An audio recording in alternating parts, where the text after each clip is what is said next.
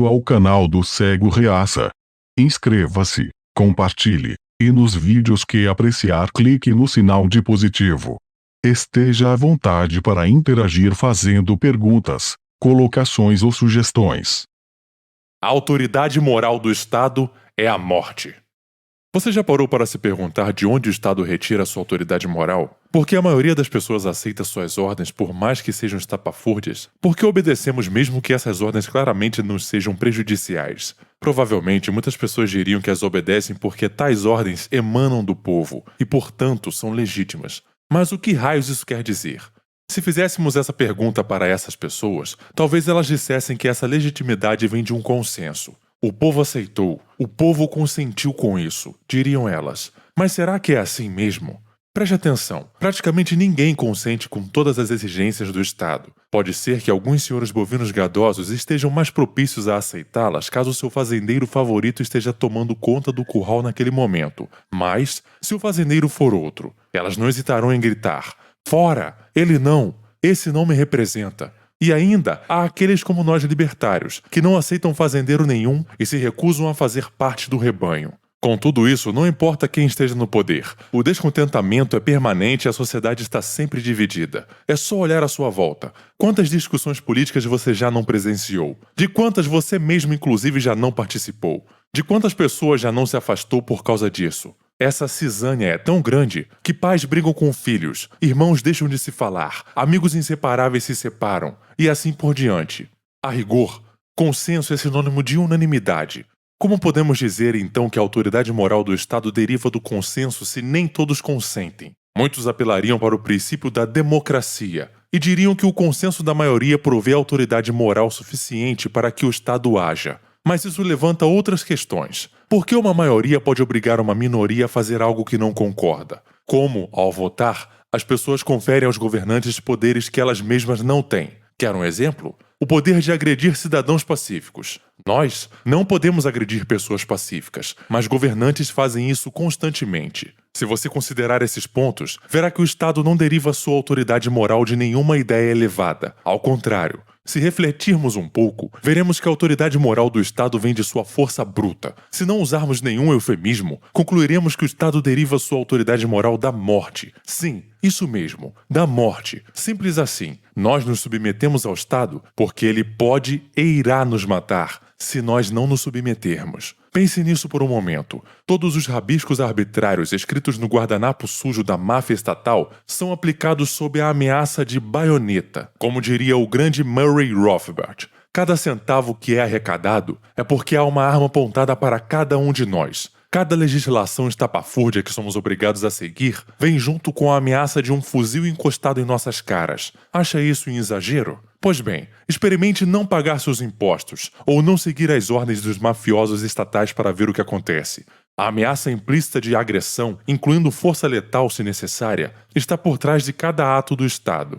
Em Efésios capítulo 6, versículo 2, a Bíblia diz: "Pois a nossa luta não é contra a carne e o sangue, mas contra os principados e as autoridades, contra os dominadores deste mundo de trevas." Segundo o advogado e teórico William Stringfellow, principados são instituições, sistemas, ideologias e outros poderes políticos que existem no mundo como criaturas agressivas, militantes e influentes. Essas entidades têm uma vida própria, uma personalidade e uma essência individual.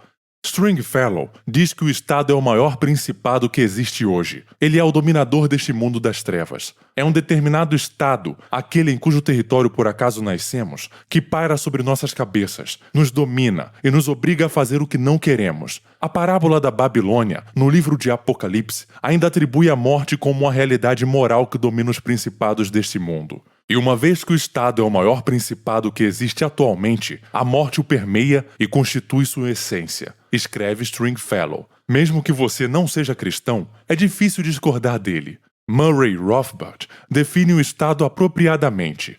O Estado é aquela organização na sociedade que procura manter o monopólio da força e da agressão em um dado território. É a única organização aceita pela sociedade que obtém suas receitas não por contribuição voluntária, mas por coerção. E não é exatamente assim?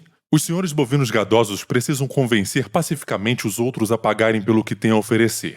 Já o Estado obriga o seu rebanho a pagar pelos seus serviços, quer você goste ou não. Assim como Rothbard, Stringfellow define o Estado em termos similares. Sem papas na língua, ele escreve: entre todos os principados, o Estado é particularmente eminente. Ele constitui a autoridade política de uma nação, tomando para si o controle de suas forças coercitivas, isso é, da agressão. A prevalência do Estado entre os principados está relacionada à sua jurisdição, acima de outras instituições e poderes dentro de uma nação. Em termos práticos, isso está representado pelas forças policiais e militares, pelos impostos, pelas permissões e pelas regulações. Isso fica evidente em regimes totalitários, como em ditaduras, sejam elas de direita ou de esquerda. Mas, a rigor, qualquer Estado é assim. É em um Estado democrático de direito que estamos tendo todas as nossas liberdades retiradas, tendo como desculpa um vírus, não é mesmo? É bom reforçar: cada centavo coletado e cada legislação aplicada pelo Estado são feitos sob a ameaça do uso de força letal. Cada ato do Estado contra nós carrega consigo a conotação da morte, traz ameaças implícitas de morte e deriva o seu poder dela. Pense nas prerrogativas que o Estado usualmente se atribui: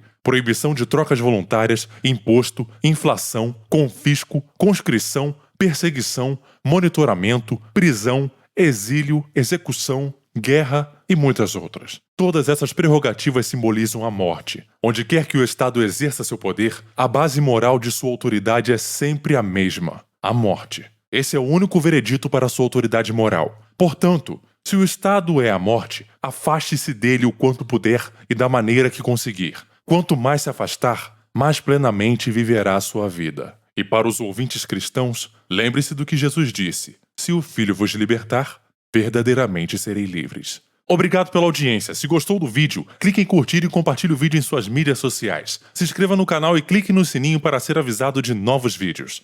Até a próxima!